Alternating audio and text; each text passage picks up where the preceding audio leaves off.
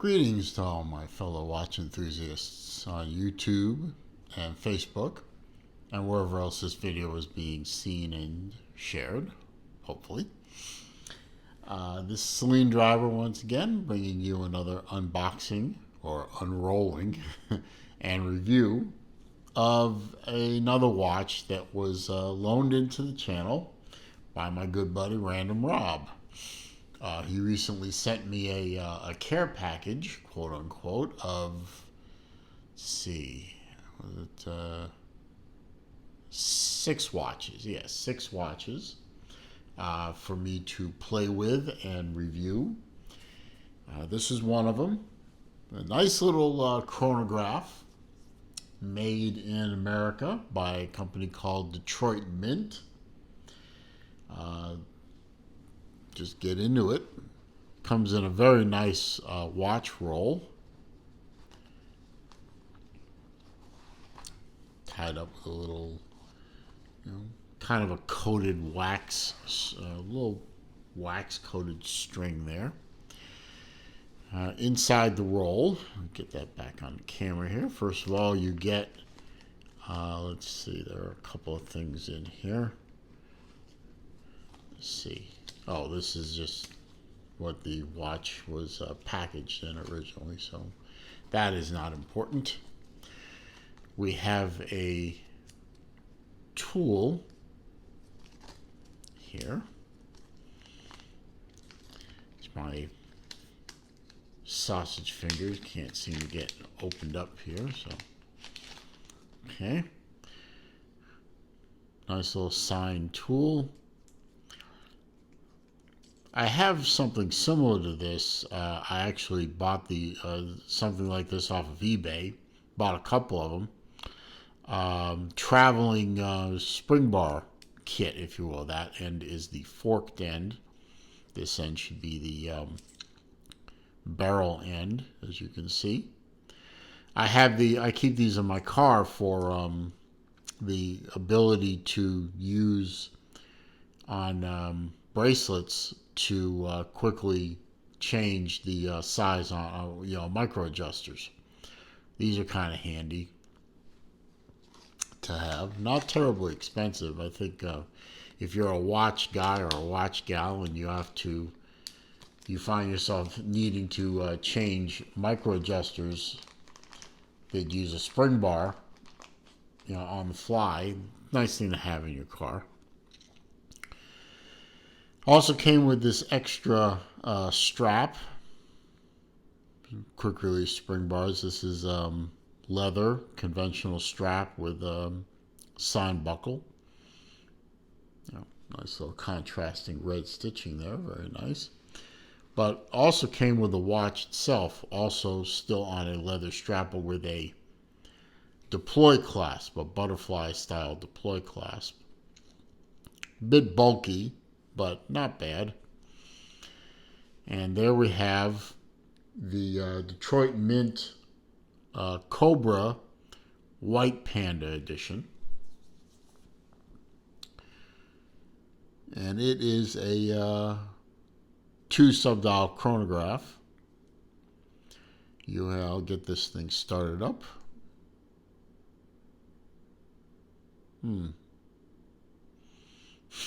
Evidently doesn't have a lot of juice to run the chronograph. So, okay. So we're not going to run the chronograph just now. But this does give me the opportunity to talk a little bit more about the watch before I get into one point. Well, as you can see, it is a 2 sub-dial chronograph. You have your chronograph seconds, is that red hand there. This is your constant seconds for the watch itself.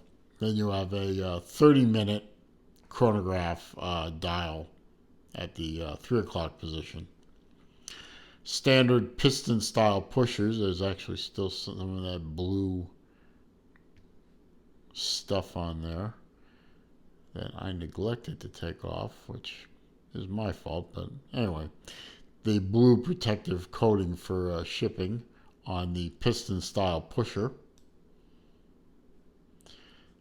And You have this is the start stop, this is the reset. And this is a flyback style chronograph.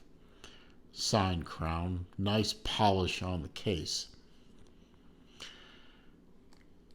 Just pop this open, but the real fun part is on the back side, where it is a fully decorated manual wind movement with a swan neck style chronograph.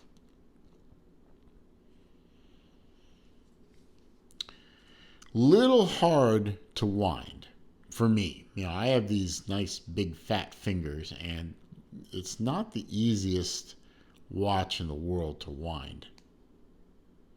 However, I did happen to have left over from the days when I had to play around with some other watch that I've long since sold. I had a tool lying around that I picked up on eBay, like this. And there's the, I don't know if that's a logo or it says 3X. I don't think that's a logo. I don't remember the brand, but these are fairly easy to find on eBay. What you do is you can push this end, and you have a little claw type deal on the other end. It's spring loaded, as you can see. And what you can do with these tools is you can grab onto a really tight to get to crown. Is not the easiest thing to do, unfortunately. There you go. Grab onto the crown like that. You can see you can hold the watch like that. And you can wind it.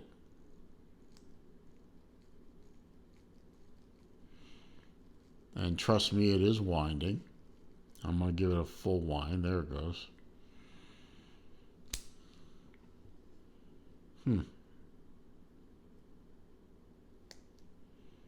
And there goes the chrono. It's funny, it was almost fully wound yesterday. It didn't take many winds to get there, and the watch was just not functioning. So, all right. That might be a problem with the watch itself, but maybe not. Maybe it's just me. I don't know what I'm doing. Anyway, I'm going to let the chronograph run there, and you can see the escapement. And you can see everything, basically. There's a full manual wind. There's no rotor to play with. I'm going to let this run for a while. Really, really nice looking watch. The one thing that I really like about it is you can see, if you look on the profile, especially the side without the crowns and pushers and crown, you see how the watch tapers inward, making it very easy to wear on smaller wrists. You can see the minute tracker has moved. Just close up the watch. You see, this is rather bulky on the underside of your wrist, but it's still very comfortable. Has a good lug width to it, nice long, very elegant looking lugs. But it tapers down, so it hits the wrist very and is a smaller wearing profile than it is just looking at it as from the top view. You can see down the barrel view, the lugs hit on my wrist just perfectly. I have a 7 1/4 inch wrist. Perforated leather strap, so it will breathe nicely. You're not going to get a lot of that wrist sweat thing that goes on with these kind of watches. I mean, it is, after all, marketed as a sport watch. Deploy opens fairly easily with these 2 push buttons. It releases the 2 sides of the butterfly rather agreeably. But it is rather thick. I think I would probably prefer it on the conventional buckle versus the deploy, but that's just me. And as you can see, it starts and stops. There's no jump on the chronograph. It's very precise. And when you push the reset, it snaps back. It's a flyback style, so it snaps back, goes back to 0 on both dials very nicely.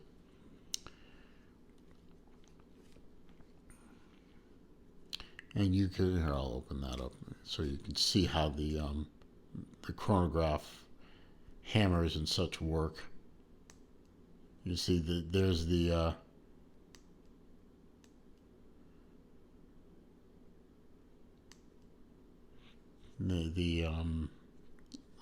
I guess it's the hammer, not the hammer, but the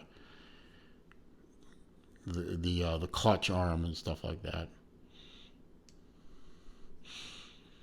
So, with that exhibition case back and that fully open movement being a manual wind, it's just great. It's a lot of fun to look at. It's very pretty. It's nicely decorated. So, nice looking watch. I have my sheet of facts here, so I can give you some statistics on this. This is, as I said, this is Detroit Mint's watch. It's the Cobra in the white panda motif. There's a full mechanical chronograph. It's a 40 millimeter case, 46 millimeter lug to lug, 20 millimeter lug width, and 13.5 millimeter thick. All measurements were taken from the Detroit Mint website, which I will link to below in the description. It is a polished stainless steel 316L case and polished 316L clasp. Let's see. Quick release spring bars, as you can see there. It's an ST19 manual wind chronograph movement. Sapphire crystals, top and bottom. This is a box style. I believe it's called box style. Top crystal, obviously. Just a flat crystal on the, well, they're both flat crystals, but just a standard crystal on the back side, but box style on the top. Uses C3 luminova on the parts that are loomed, and it has only a 50 meter water resistance. So sport watch, yes, but not really a swimmable watch. Also, the movement does not hack, I should say, when you pull the crown. See, the crown is pulled out, but the second hand is still running. So anyway, it is a very nice watch. Believe snapshot in time when I'm shooting this, which is late summer of 2021. The price on this thing is $425 US. So very reasonably priced watch. Definitely worth a look if you're looking for a chronograph. Yes, it's a manual wind. I don't think that's a terrible thing, especially since we're not dealing with a watch with a date complication or anything like that. It's just a simple two-hand, small second chronograph. So a manual wind in this case really is not a detriment to owning the watch. And it's something that's made in the U.S., in Detroit, Michigan, thereabouts. So if that's something that's important to you, and why wouldn't it be? Definitely worth a look to go ahead and pick up one of these watches if you'd like. They also, if I can reach behind me here, they also make the watch in black. Same watch, everything is the same measurements, all that. It's just a black panda style watch with silver stub dials and the silver Cobra emblem on the dial instead of a black. But everything else is the same. Same hands, same mechanism, same price, just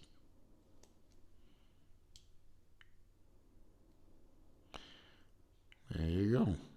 So, your choice.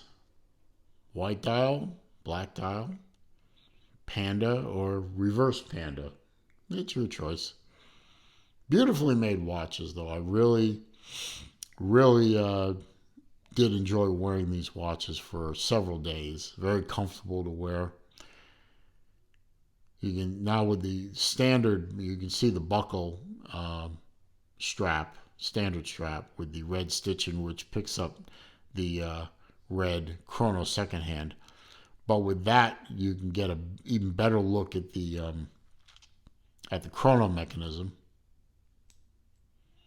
You can see how that works.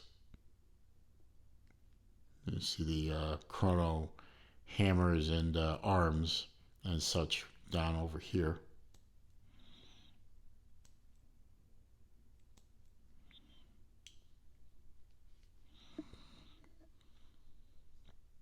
I like these watches, I really do. But if you're going to get one of these watches, and you have fat fingers like I do, you might want to invest in one of these little tools here. Maybe Detroit Mint might want to start offering them. I don't know, but not hard to get a hold of. I wish I remember what they were the former name of what they were actually called, but just kind of like a little spring-loaded crown grabber, which now appears to be locked up. Oh God, did I break it? Oh, there it goes. See? It's very simple. As I said, just push it in, grab your crown, and there you go. Now you can wind it or whatever. It's easy to get on and off. So, two beautiful watches that were loaned into me by Random Rob. I appreciate them very much. And I hope you guys did too. I hope you found this video to be useful, entertaining, informative. If you did, please click that thumbs up for me. That does help with the YouTube search algorithm.